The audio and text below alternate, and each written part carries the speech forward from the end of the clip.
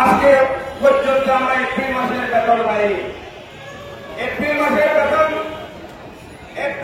বেতন আগামী কালকের মধ্যে, আজকের মধ্যে দেব না হলে আমাদের কেন্দ্রীয় সভাপতি অধ্যক্ষ শেখ কাউসার আহমদ যে ঘোষণা দিয়েছেন, আগামীকাল আমরা মাধ্যমিক ও উচ্চ শিক্ষা অধিদপ্তরে খেলা করার যে সিদ্ধান্ত দেওয়া হয়েছে, আমরা সেই সিদ্ধান্ত বাস্তবায়ন করতে প্রস্তুত আছি।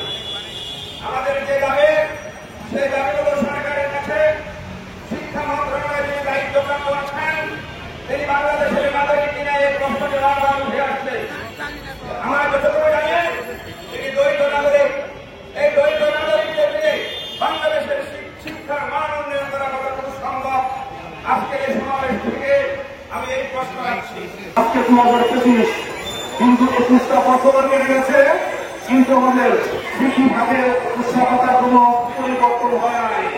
আমরা এসে আমরা কোনো খণ্ডিত উৎসবতা মানি না, আমরা পূর্ণাঙ্গ উৎসবতার ঘোষণা নিয়েই কিন্তু আসার পূর্বে আমরা পূর্ণাঙ্গ উৎসবতা চাই। আমাদের অবস্থান কর্মসূচি চলছে এবং চলবে। আমাদের মূল দাবি শিক্ষা প্রত্যাশন, শিক্ষা ব্যবস্থা করার জন্য আমরা 2023 সালে এই জায়গায় আমরা আন্দোলন করেছিলাম এবং শেষ পর্যন্ত 1 আগস্টে আমরা কাপড় করেছিলাম।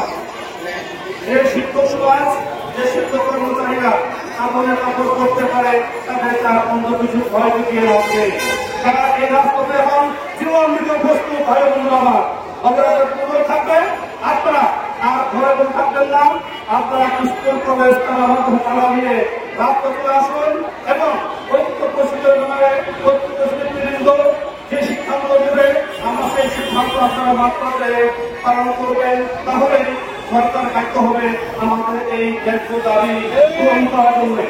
আমাদের কথা বলতে হবে শিক্ষা ব্যবস্থা চাকরি করলে শুধু শিক্ষকদের লাভ না, শুধু শিক্ষকদের পায়ে লাগবে, এতে করে সাধারণ জীবনের গরিব ছেলে মেয়েদেরও শিক্ষার খরচ কমবে।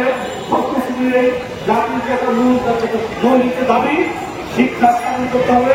শিক্ষা ব্যবস্থা কার্যকর করলে অবশ্যই সাধারণ শিক্ষক, সাধারণ জনগণের ছেলেমেয়েরা কম খরচে পড়াশোনা করতে পারবে।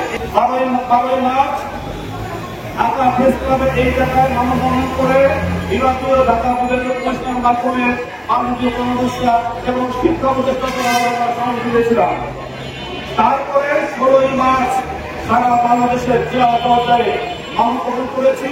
তারপরেও যখন সরকারের কোনো না আমাদের বিষয় বক্তব্যের জন্য